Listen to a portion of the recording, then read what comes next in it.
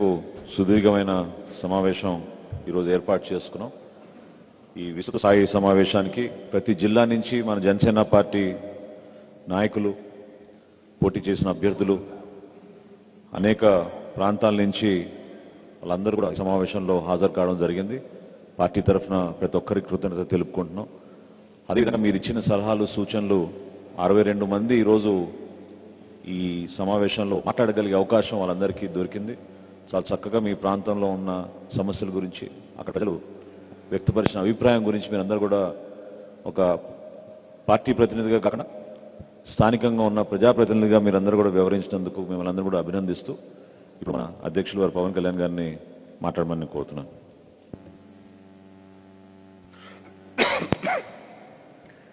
Thank you sir. అన్ని ప్రాంతాల నుంచి, అన్ని జిల్లాల నుంచి వచ్చిన జనసేన నాయకులందరికీ, ప్రతి ఒక్కరికి పేరు పేరున నా హృదయపూర్వక నమస్కారం. పొద్దుటి నుంచి సుదీర్ఘంగా మీ అందరూ వెలుబుచ్చిన అభిప్రాయాలు అన్ని తీసుకొని మేము ఒక నోట్స్ చేసుకున్నాం. ఈ జిల్లా మనోభావాల, ప్రాంత మనోభావాలని మీరు చాలా స్పష్టతతో ముందుకు తీసుకొచ్చారు. రాష్ట్ర ప్రయోజనాలు ఎలా కాపాడాలి కూడా చాలా బలంగా చెప్పారు. అలాగే ప్రాంతీయ ప్రతి ఒక్కరు కూడా వారి జిల్లాల్లో ఏం కోరుకుంటున్నారు ఇవన్నీ కూడా చెప్పడం మాకు చాలా ఆనందంగా ఉంది. మనందరి మీద ఒక సమిష్టి బాధ్యత ఉంది రాష్ట్ర భవిష్యత్తు కోసం.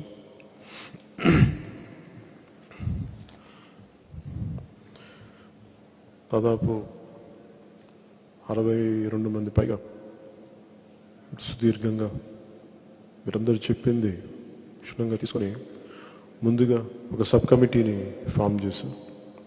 ఈ సబ్ కమిటీ మరింత లోతుగా దీని మీద విశ్లేషణ జరిపి మరింత అవగాహన చేసుకొని మనకి దీని మీద ఒక బలమైన దిశానిర్దేశం చేస్తుంది.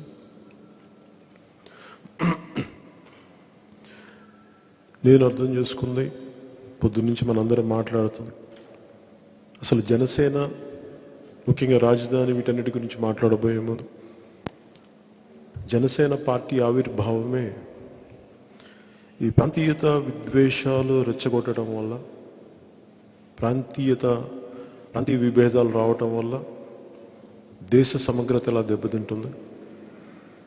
ఉమ్మడి రాష్ట్రంగా ఉన్న తెలంగాణ, ఆంధ్ర విడిపోయి అది ఎలాంటి పరిస్థితులకు దారితీస్తుంది, ఎలాంటి విద్వేషాలకు దారి తీస్తుందో తెలుసు మీ అందరికీ. అది భవిష్యత్తులో మళ్ళీ విభజిత ఆంధ్రప్రదేశ్కి జరగకుండా ఉండాలి. ఎందుకంటే పాలకులు చేసిన తప్పులు ప్రజల మధ్య వైషమ్యాలు పెంచుతాయి. ఈ రోజున ఎందుకు కొట్టుకుంటున్నారో తెలియదు, కానీ దాని వెనక కొద్దిమంది వ్యక్తులు చేసిన పాలసీలు మనల్ని ఈ స్థితికి తీసుకొస్తాయి. అసలు ఈ రోజున మనందరం కూర్చొని మాట్లాడుకోవాల్సింది ఇలాంటి మీటింగ్స్ అన్నీ ఎలాంటి అభివృద్ధి జరగాలి, ఇంకెంత బాగా జరగాలి. మనం ఎన్ని మానేసి ఇంకా మనం కొట్టుకుంటాం. ఆ విభజన జబ్బు రాష్ట్రం మనం విడగొట్టేసినా కానీ ఇంకా ఆ విభజన తాలూకు జబ్బు ఇంకా పోలేదు, ఇంకా అది వదలలేదు. అది ఒక ఎపిడమిక్ లాగా మనం పట్టుకొని పీడిస్తూ ఉంది. ఈ విభజన అనేది ఎవరు ఇంపోర్ట్ చేసుకున్నారు, లేదంటే ఎవరి వల్ల జరిగిందో మనకు తెలియదు, కానీ భావితరాలు కానీ ప్రస్తుత తరాలు విపరీతంగా నష్టపోతాయి దీనివల్ల. దీన్ని ఖచ్చితంగా బలంగా మనందరం దీన్ని ఎదుర్కోవాల్సిన అవసరం ఉంది. అలాగే గవర్నమెంట్ అనేది, ఒక ప్రభుత్వం అనేది ఒక నిరంతర ప్రక్రియ. ఏదో కొద్దిమంది వ్యక్తుల ఇష్టాలకి వ్యవస్థ నడుపుతామంటే కుదరదు. ఇట్స్ ఒక కలెక్టివ్ రెస్పాన్సిబిలిటీ. అంతేగాని ఈ రోజున ఒక పార్టీ ఉంది, ఆ పార్టీ ఏదనుకుంటే అలా కాదు. అనేక మంది ప్రజాప్రతినిధులు ఉంటారు, వాళ్ళు ప్రభుత్వంలో కూర్చున్న, ఎవరైతే ఆ క్యాబినెట్లో కూర్చున్న ప్రభుత్వ వ్యవస్థను నడుపుతారో వాళ్ళు దీనికి బాధ్యత వహించాలి. దానికి ఇవన్నీ కాకుండా ఇష్టానికి, మీ ఇష్టాలని బట్టి మీరు నిర్ణయాలు తీసుకుంటానంటే దాని వెనుక ఎంతమంది ప్రజలు వారి బిడ్డల భవిష్యత్తు చిన్నాభిన్నం అయిపోతూ తెలిసే చేస్తారు. ఇది నేను అజ్ఞానంతో అమాయకత్వంతో మేము అనుకోవట్లేదు. ఇంకొంచెం లోతుకి వెళ్ళబోయే ముందు మీ అందరికీ నేను కొన్ని నా వ్యక్తిగతంగా నేను పార్టీ ఫార్మేషన్ కూడా దాంట్లో సిద్ధాంతం ఎందుకు పెట్టామంటే ప్రాంతీయతని విస్మరించని జాతీయవాదం అనే పదం ఎందుకు పెట్టామంటే ఆ సిద్ధాంతాన్ని ఎందుకు పెట్టామంటే ఇండియా భారతదేశం ఒకప్పుడు మన చిన్న చిన్న పరగణాల కింద ఉండేది. ప్రిన్సిపల్ స్టేట్స్, సంస్థానాలు, వీటన్నిటిని కలిపి ఒక సమగ్రంగా ఒక దేశంగా తీసుకున్నారు. మళ్ళీ అది కూడా 2 ముక్కలు అఖండ భారతంగా ఉన్నది, 2 ముక్కలుగా పాకిస్తాన్కి ఇండియా విడిపోయింది. ఎప్పుడు మనిషి తనంత అది విభజన అనేది మనిషికి ఉన్న జబ్బు. అది వాళ్ళ స్వార్థం కోసం, వాళ్ళ అధికారాల కోసం విభజించుకుంటూ వెళ్తుంటారు. ఇది రాజుల కాలంలోనో లేదంటే జమీందారీ వ్యవస్థలో ఉన్నప్పుడు, ఫ్యూడలిస్టిక్ వ్యవస్థలో ఉన్నప్పుడు చెల్లిపోద్ది. కానీ ఈ కాంటెంపరీ సమాంతర ఆర్థిక వ్యవస్థ ఉన్నప్పుడు, గ్లోబలైజేషన్ ఉన్నప్పుడు మనందరం ఖచ్చితంగా కొన్ని ప్రమాణాలకు కట్టుబడి మనం పాలించుకోవాలి. ఇవన్నీ బాధలు నేను చూసి చాలా ఆవేదన చెంది జనసేన యాక్చువల్లీ విభజన అనే ఒక ఆవేదన ప్రజలు ఎలా హింసిస్తుంది, ఎలా బాధ పెడుతుంది, భవిష్యత్తుని ఎలా బాధ పెడుతుంది ఆవేదనతో నేను పార్టీ పెట్టినవాడిని. అలాగే ఈ రోజున ఆంధ్రప్రదేశ్ ఎంత బంగారు భవిష్యత్తు ఉండాలి, ఎంత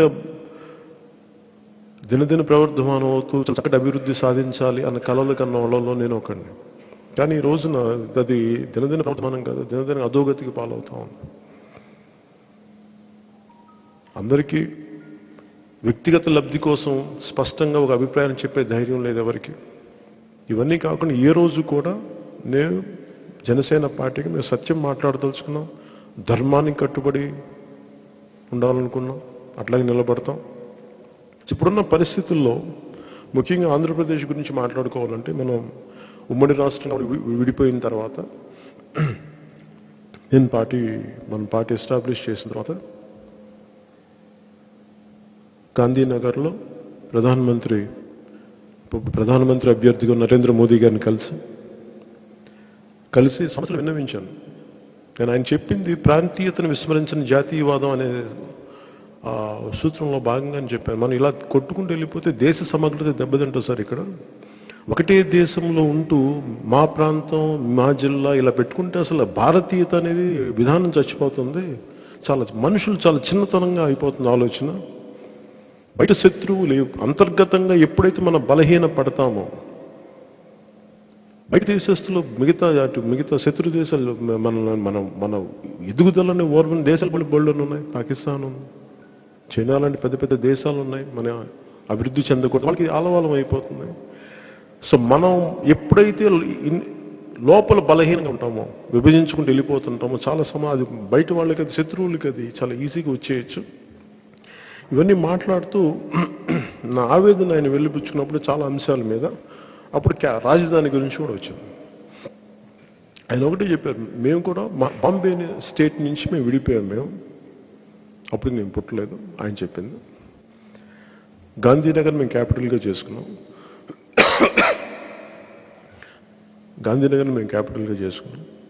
మీకు కావాల్సింది చాలా బలమైన పాలన, ఒక చోట నుంచి బలంగా జరిగే మీకు ఒక ఎగ్జిక్యూటివ్ క్యాపిటల్ ఒకటి కావాలి.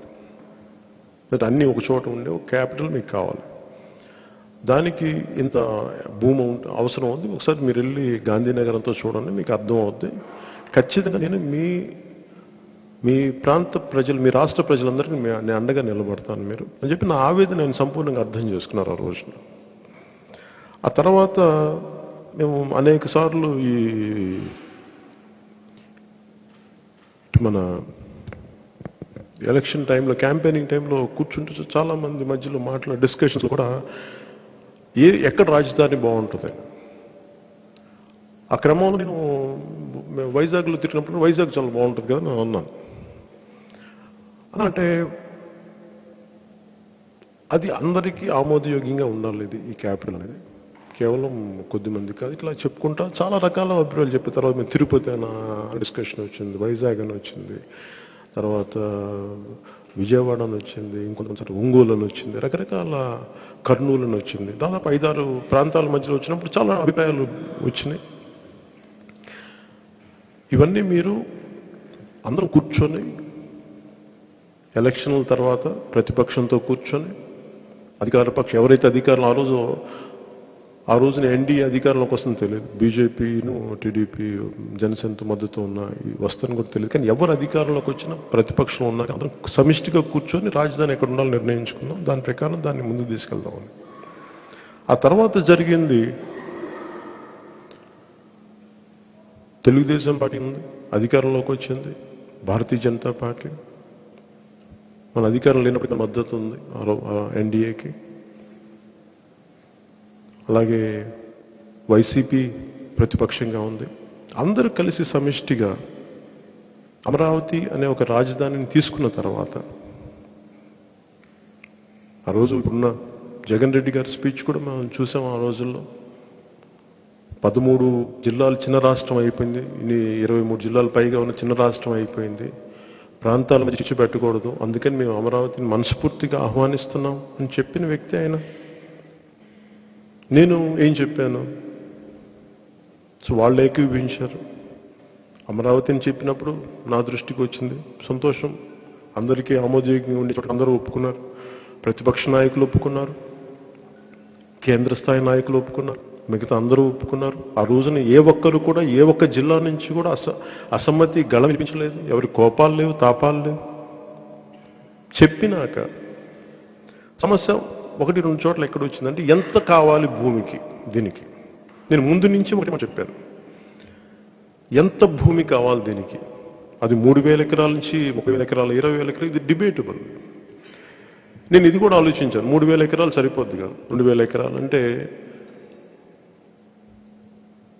అర్బన్ సిటీస్, నగరాలు అనేది గ్రోత్ ఇంజిన్స్ బేసిక్. ఎందుకు నేను అనుకున్నాను చిన్నగా చేసుకోవచ్చు, 2,000 ఎకరాలు 3,000 ఎకరాలు అంటే. చాలామంది అందరూ ఆ రోజున కేంద్ర మంత్రులు అందరూ కూడా కూర్చొని చెప్పింది అడిగితే గ్రోత్ ఇంజిన్. మీకు ఫస్ట్ టైము ఒక రాష్ట్రం చాలా క్లీన్గా ఉంది, క్యాపిటల్ లేదు, ఎంత గొప్పగా చేసుకోవచ్చు మీరు, గొప్ప గ్రోత్ ఇంజిన్లా ఉంటుంది సిటీ, అర్బన్ ఒక బలమైన నగరాన్ని నిర్మించుకుంటే. నాకున్న సందేహం ఏంటంటే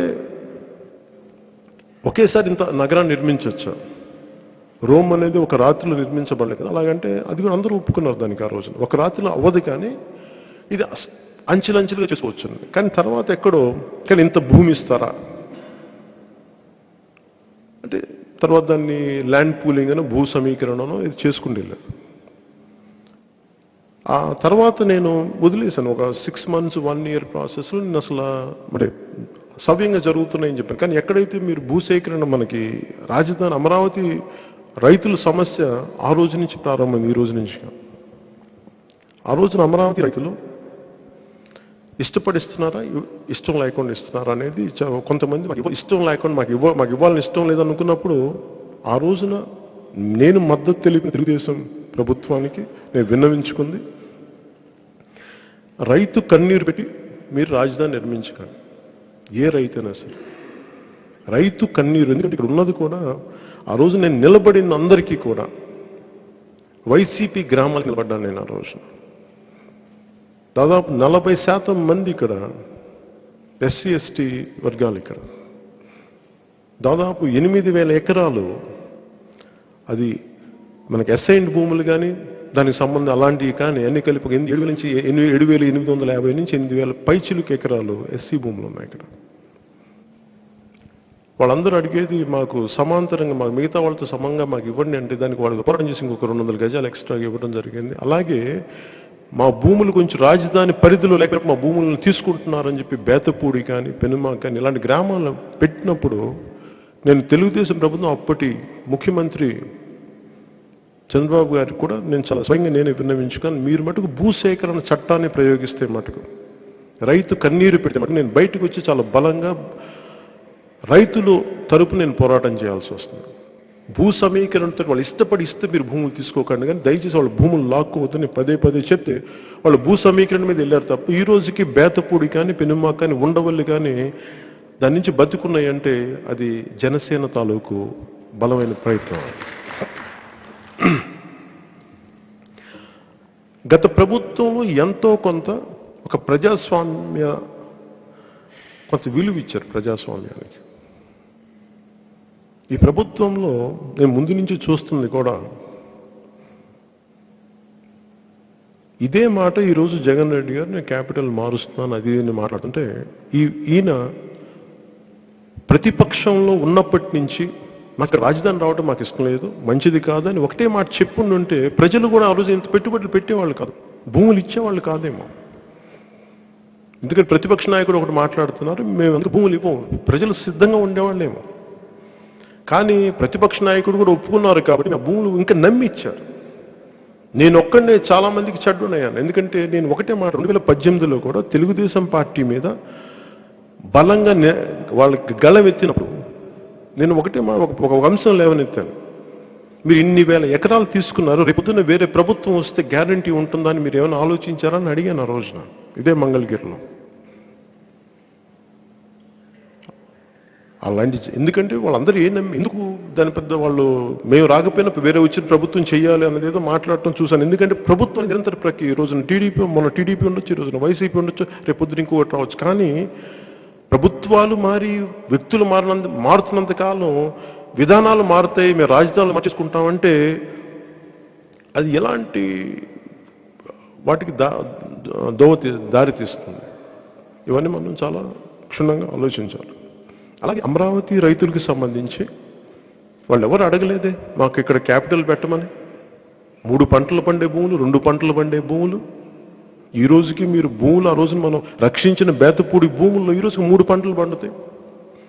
బిడ్డను చదివించుకుంటూ ఉంటారు. మరి అలాంటిది 27,000-30,000 మంది ఎకరాలు, 27,000 పైచిలకు కుటుంబాలు, అంటే దాదాపు కుటుంబానికి 1,00,000 ఒక నలుగురు వేసుకున్నా కానీ అది 1,00,000 మంది పైకి జనం. అది వాళ్ళ స్వార్థం కోసం ఇవ్వలేదే.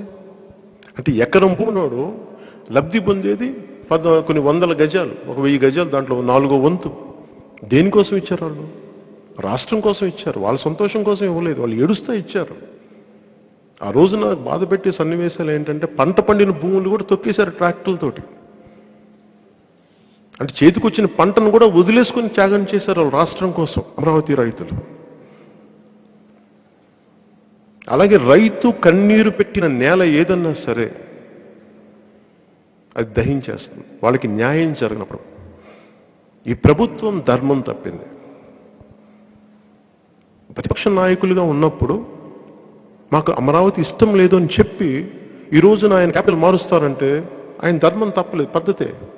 కానీ ప్రతిపక్షం ఉన్నప్పుడు 13 చిన్న జిల్లాలు, దీంట్లో మనకి చిచ్చులు పెట్టకూడదు ఇంకొక చోట అని చెప్పి ఈ రోజున మళ్ళీ కూర్చొని మారుస్తానంటే ధర్మం తప్పటమే అది.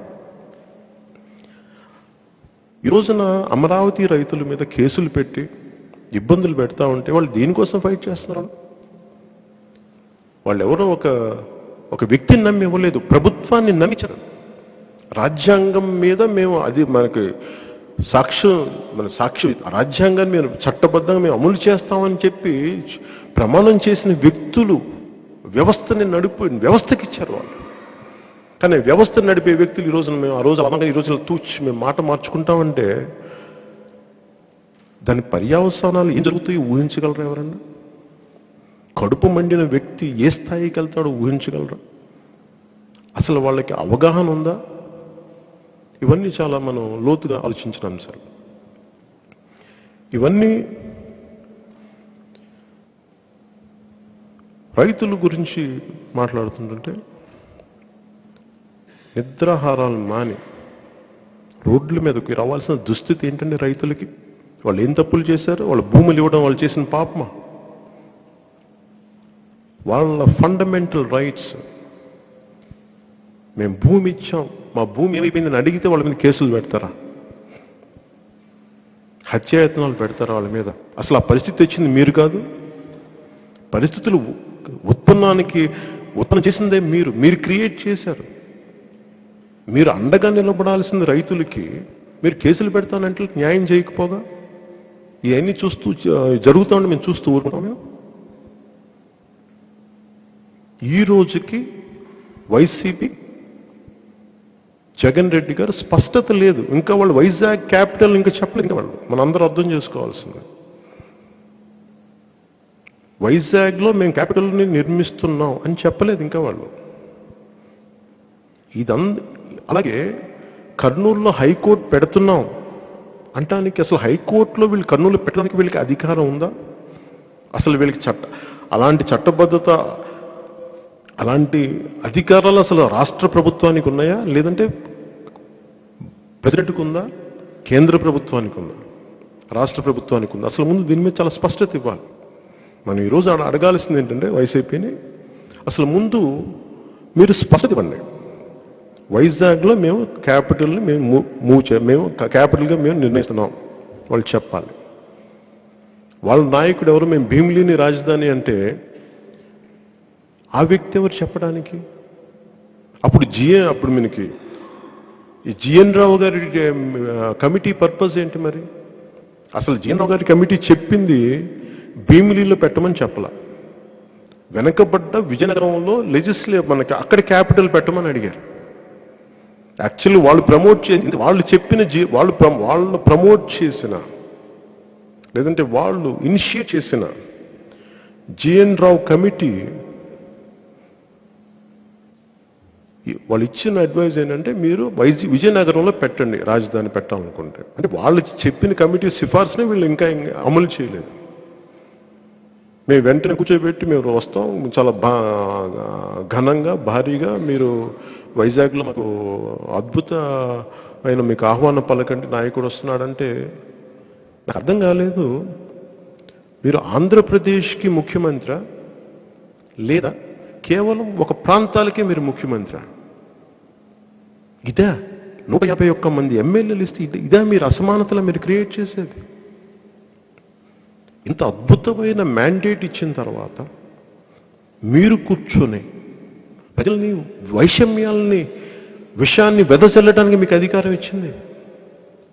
గత ప్రభుత్వంలో ఏదైనా తప్పులు జరుగుండుంటే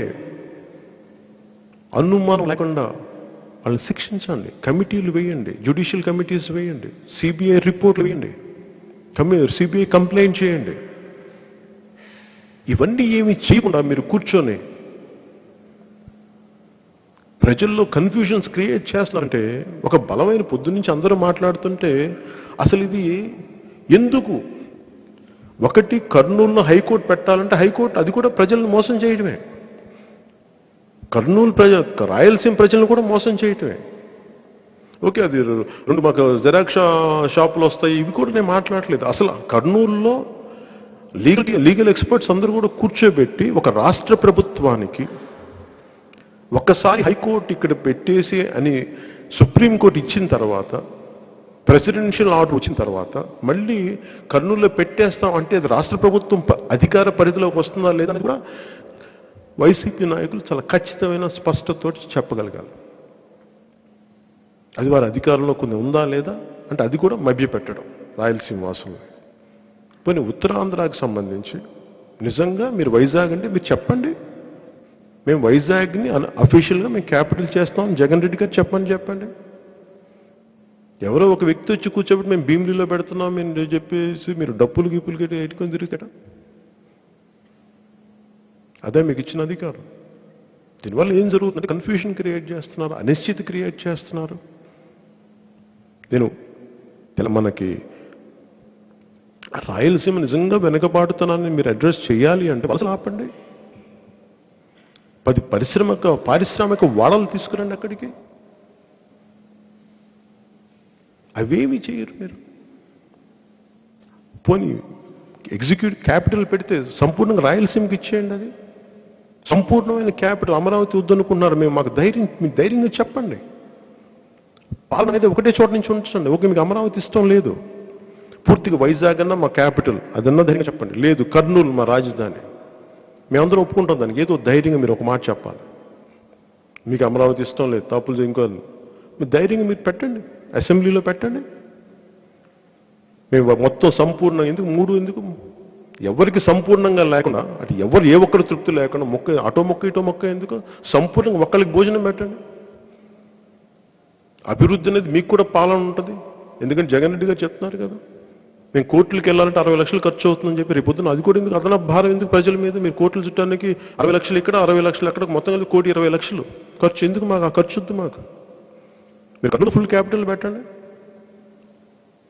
అలా పోనీ సంపూర్ణంగా వైజాగ్లోనే పెట్టండి లేదా అమరావతిలోనే పెట్టండి. ఏదో మీరు స్పష్టతతో కూడిన ప్రకటన మీరు ఇచ్చిరాలి. మీరు స్పష్టత ఇవ్వకుండా మీరు అమరావతి రైతులను ఇబ్బంది పెడతా ఉంటే మటుకు చాలా బలమైన పర్యావసనాలు మీరు ఎదుర్కోవాల్సి వస్తుంది.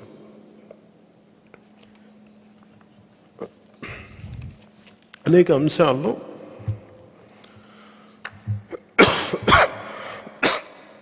అసలు ఇలాంటి పరిస్థితుల్లో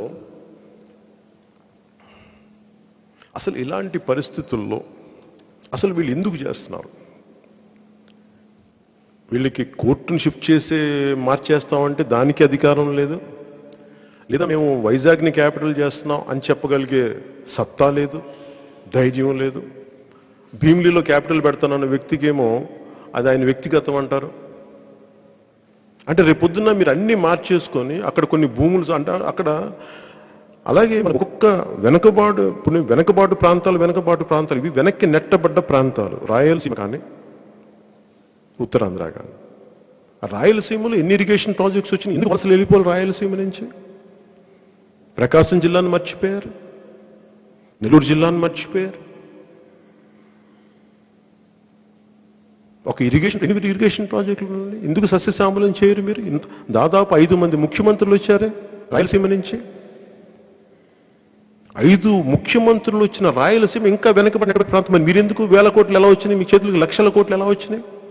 ప్రజలు వలసలు వెళ్ళిపోవాలి. అలాగే ఈ రోజున మనం ఉత్తరాంధ్ర గురించి మాట్లాడితే, అలాగే రాయలసీమ నుంచి ఒక ఫ్యాక్టరీ ఎందుకు రాలేదు మీరు? మన అర్జెంటుగా స్టీల్ ఫ్యాక్టరీని మీరు ఓపెన్ చేశారు, మరి దానికి ప్రధానమంత్రి గారు ఎందుకు రాలేదు? అలాంటి పెద్ద ఫ్యాక్టరీ ఒకటి రావాలి అంటే కేంద్ర సహకారం లేకుండా జరుగుద్దా? కనీసం ఒక మినిస్టర్ ఆఫ్ స్టేట్ వచ్చారా కనీసం ఓపెనింగ్కి? అది కూడా మభ్య పెట్టడమే. అది కూడా ఇప్పుడు నిజంగా మీకు ఉత్తరాంధ్ర మీద ప్రేమ ఉంటే ఆ రోజున జనసేన రాజమండ్రి కవాతు తర్వాత టిట్లీ తుఫాన్ వస్తే మేము మన కార్యకర్తలందరికీ, జనసేన కార్యకర్తలందరికీ పేరు పేరున ధన్యవాదాలు తెలుపుకుందాం అంటే టిట్లీ తుఫాన్ వస్తే అరే ముందు మన వాళ్ళు అన్యాయం అయిపోయారు, అక్కడ పాపం పట్టించుకున్న వాళ్ళు లేరంటే మేము వెంటనే హడావుడిగా కనీసం గంట అయిపోయిన రాత్రి నెక్స్ట్ ఒక 2-3 గంటలు బయలుదేరిపోయాం. మేము శ్రీకాకుళం చేరుకుంటే ఆ రోజున ఎక్కడున్నారంటే ఈ రోజున ప్రేమ ప్రకటించే నాయకులను ఒకరు బయటికి రాలేదు. ఉత్తరాంధ్ర మీద నిజంగా ప్రేమ ప్రకటించే నాయకులు ఇంక్లూడింగ్ జగన్ రెడ్డి గారితో సహా ఆయన విజయనగరంలో తిరుగుతున్నారు. పక్కనే శ్రీకాకుళం, కూతవేటు దూరంలో ఉండే శ్రీకాకుళంకి రావడానికి ఆయన మనసొప్పల. ఈ రోజున కూర్చోబెట్టి ఉత్తరాంధ్ర భవిష్యత్తు కోసం ప్రేమ గురించి మాట్లాడుతాం, వెనకబడుతనం గురించి మాట్లాడుతాం. నిజంగా ఆ రోజున ఉంటే ఆ రోజు ఎందుకు రాలేదు మీరు? అలాగే ఈ రోజున చాలా మంది మంత్రులు ఉన్నారు, వాళ్ళ వైసీపీ మంత్రులు. మీకు వచ్చి చిన్నపిల్లలు చెప్పాలండి, ఉత్తరాంధ్ర యువత వచ్చి చెప్పాలా మాకు జనసేనకి? మీకు తెలియదా? మీరు పని చెందిన నాయకులు కాదు. ఈ రోజున మీరు కూర్చోబెట్టి అర్జెంట్గా ఉత్తరాంధ్ర మీ ప్రేమ వచ్చిందా? ఉద్దానం సమస్య దశాబ్దాలుగా పట్టిపిస్తుంటే మీరు అందరూ ఎక్కడున్నారు? మీ కోటల్లో కూర్చున్నారా? మీ అందరూ ఎన్ని వేల మంది చనిపోతుంటే మీరు అందరూ ఎక్కడున్నారు? ఆ రోజున ఏమైంది మీ ఉత్తరాంధ్ర మీద ప్రేమ? ఏ రోజున ఉత్తరాంధ్ర మాండలికాన్ని గౌరవించారా మీరు? దానికోసం పరిరక్షణకి పాటుపడ్డారా మీరు? అది ఎవరు చేయలేరు, ఎందుకంటే దాంట్లో డబ్బులు ఉండవు కదా. అలాగే పంచగ్రామాలు కానీ ఈ రోజున ఉత్తరాంధ్ర భూములు చాలా మందికి ఉత్తరాంధ్రకి రాజధాని వస్తానంటే మంచిదే, కానీ ఎందుకు అయోమయం ఉంది ఉత్తరాంధ్ర ప్రజలు? ఇంకా భయం ఎందుకు ఉంది అంటే భూములు వాళ్ళ చేతుల్లో లేవు. నేను ఒక్కొక్క పోరాట యాత్రలో తిరుగుతూ ఉంటే ఒకసారి ఒక బ్లాస్ట్ కూడా జరిగింది, ఆ మధ్యన చనిపోతే. ఆ మైన్ ఎవరిది? ఎవరు? వైసీపీ నాయకుల తాలూకు బినామీ చేతిలో ఉన్నది. అప్పుడు అధికార ప్రభుత్వం వాళ్ళది కలిపి చేతిలో ఉన్నది. అలాగే ఏ మైనింగ్ తీసుకున్నా కానీ ఎవరో ఒకరి చేతిలో వీళ్ళ చేతిలో ఉంటుంది. ఉత్తరాంధ్ర భూములు, విజయనగరం భూములు ఎంతమంది స్థానికుల చేతుల్లో ఉన్నాయి? కళింగాంధ్ర గురించి మాట్లాడే మేధావులు ఏమైపోయారు ఈ రోజున? దీని గురించి మీరు కూడా ఒక స్పష్టమైన విధి విధానాలు తీసుకోండి. ఈ రోజున జగన్ రెడ్డి గారికి ఉత్తరాంధ్ర మీద ప్రేమ వచ్చిందే, మరి తెలంగాణ ప్రభుత్వం ఒక్క వేటున ఉత్తరాంధ్ర ఉండే కులాలను మొత్తం ఆంధ్రప్రదేశ్లో వెనుకబాటిన కులాలన్నింటినీ తీసేసింది మేము గుర్తించమని చెప్పి. వాళ్ళ పరిస్థితి ఎవరిని పట్టించుకున్నా ఆ రోజు మీకు గొంతు యూజ్ పెట్టలేదే. మీరు కేసీఆర్ గారిని గౌరవపరుస్తారు, మెచ్చుకుంటారు, మరి ఆయన గురించి ఒక మాట చెప్పలేకపోయారు? ఉత్తరాంధ్ర ప్రజల గురించి మా వాళ్ళు నష్టపోతున్నారు ఎందుకు చెప్పలేకపోయారు? మీరు ఆ ప్రస్తావన ఎందుకు తీసుకులేకపోయారు? వాళ్ళు అమలు పరుస్తారో లేదో పక్కన పెడతాం, అసలు ముందు మీరు ఎందుకు చెప్పలేకపోయారు ఆ మాట? ఉమ్మడి రాష్ట్రంలో ఎంతమంది చిన్న చిన్న ఉద్యోగులు, టీచర్ ఉద్యోగులు తెలంగాణలో ఉండిపోయి ఎందుకు చేడుస్తూ ఉంటారు? అన్న మేము రావాలని మమ్మల్ని ఎవరు పట్టించుకునే వాళ్ళు లేరంటే వాళ్ళ గురించి పట్టించుకునే వాళ్ళు ఎవరున్నారు? ఒకవైపు తెలంగాణలో వచ్చిన ఇంకా మీరు ఆంధ్ర వచ్చిన ఇంకా మీరు ఆంధ్ర పోరా, ఇంకా మమ్మల్ని నలుపుతారని ఆ ఇసుక మాటలు ఇంకా పడాలి. వాళ్ళందరూ ఎక్కువ మంది ఉత్తరాంధ్రకు సంబంధించిన టీచర్లు. నిజంగా ఉత్తరాంధ్ర మీద ప్రేమ ఉంటే మరి వీళ్ళంతా ఇవన్నీ ఎందుకు చేయలేకపోయారు? ఎందుకు డబ్బులు ఉండవు. సడన్గా వైజాగ్లో భూముల మీద ప్రేమ వచ్చింది. 2007 నుంచి 2012 నుంచి భూములు సమీకరించి ఉన్నాయి. ఎప్పటి నుంచో ఉన్నాయి భూములు వీళ్ళకి. ఇవన్నీ బాధ కలిగించేవని. ఏదో ఒకటి మీరు సంపూర్ణంగా రాజధాని అనేది ఏదో ఒక్క ప్రాంతానికి పరిమితం చేయండి సంపూర్ణంగా. మీకు అమరావతి ఇష్టం లేకపోతే వైజాగ్ సంపూర్ణ క్యాపిటల్ ఇచ్చేసేయండి, లెజిస్లేటివ్ క్యాపిటల్, లా క్యాపిటల్ మొత్తం. ఎందుకంటే పాలన ఒక చోట నుంచి అభివృద్ధికి అన్ని చోట్లకి కావాలి. ఒక చోట నుంచి పాలన అన్ని చోట్లకి అభివృద్ధి, ఇది మేము కోరుకునేది. అది మీరు వైజాగ్లో పెట్టుకుంటారా, కర్నూలులో పెట్టుకుంటారా, అమరావతిలో పెట్టుకుంటారా? అది మీరు సమిష్టిగా ఉమ్మడి నిర్ణయం తీసుకోవాలి, చర్చించండి ప్రజలతోటి. అందరూ ఒప్పుకున్న తర్వాత మీరు సమగ్రంగా పెట్టండి. ఎందుకంటే హుద్హుద్ తుఫాన్ వస్తే విజయవాడ నుంచి చందాలు తీసుకుని మరీ వెళ్ళిచ్చారు హుద్హుద్ తుఫాన్కి. ఎందుకంటే మా వాళ్ళు నష్టపోతున్నారు. ఆ రోజు ప్రాంతీయ విద్వేషాలు లేవే, ప్రాంతీయ విభేదాలు లేవే. మరి ప్రజలు ఇంత సామరస్యతో ఉన్నప్పుడు మరి విభేదాలు ఎందుకు క్రియేట్ చేస్తుంటే మీ స్వార్థం అది. అందుకని ఈరోజు కోరుకునేది మేమేంటంటే ఒక చోట నుంచే పాలన ఇవ్వండి, అన్ని చోట్ల అభివృద్ధి చేయండి. అది మీరు కర్నూలులో పెట్టుకుంటారా, వైజాగ్లో సంపూర్ణంగా పెట్టుకుంటారా, లేదంటే మీరు కూర్చోబెట్టారా? మీరు చెప్పిన మీరు ఇనిషియేట్ చేసిన జేఎన్ రావు కమిటీ చెప్పిన విజయనగరంలో పెట్టుకుంటారా? ఒక్క చోట పెట్టండి. అలా కాకుండా అలాగే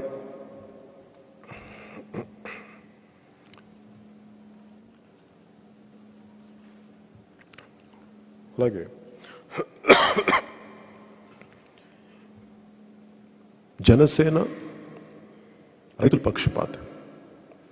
ఏ రోజున కూడా అన్నం పండించే రైతు, అన్నం పెట్టే రైతు, అన్నదాత అయిన రైతు కన్నీరు పెడితే దేశానికి మంచిది కాదు. అలాంటి రైతు ఈ రోజున ప్రజలు బాగుండాలి, రాష్ట్రం బాగుండాలని చెప్పి ఒక రాష్ట్ర ప్రభుత్వానికి ఇచ్చారు. ఆంధ్రప్రదేశ్ రాష్ట్ర ప్రభుత్వానికి వాళ్ళు భూములు ఇచ్చారు. వాళ్ళు ఈరోజు కూర్చొని పిల్ల బిడ్డల్ని తీసుకుని రోడ్ల మీద ఉండి ఏడుస్తుంటే మేము చెప్తున్నాం, అమరావతి రైతులకి, వారి కుటుంబాలకి, ప్రతి ఒక్కరికి మేము మీకు అండగా ఉంటాం. మేము మీకు అండగా ఉంటాం. మీ మీద ఎలాంటి కేసులు పెట్టినా, మీ మీద ఎలాంటి దుశ్చర్యలు చేసినా, వాళ్ళు ఎంత పెద్దవాళ్ళైనా సరే, ఎంత బలవంతులైనా సరే వచ్చి స్వయంగా నా ప్రాణాలను అడ్డు వేస్తాను. నేను మీకు మాట ఇస్తున్నాను. ఎందుకంటే జగన్ రెడ్డి గారికి కూడా చెప్తున్నాను, ఒక ప్రాంతపు ప్రజల కన్నీళ్ల మీద ఇంకొక ప్రాంతం, ఈ దేశం ఇంకా అంత దౌర్భాగ్య స్థితికి వ్యక్తులు దిగజారిపోయినంతగా ఇంకా ప్రజలు దిగజారలేదు. జగన్ రెడ్డి గారు అర్థం చేసుకోవాలి. ప్రాంతీయత అసమానతల మధ్య విద్వేషాలు రెచ్చగొట్టి మీరు పబ్బం గడుపుకుందామంటే వ్యక్తులు అంత స్వార్థపరులు, ప్రజలు అంత స్వార్థపరులు కాదు. ప్రజలు ఇంకా మానవత్వం ఉంది, ఇంకా అందరి సమాజానికి విచ్ఛిన్నం కాకుండా భారతీయ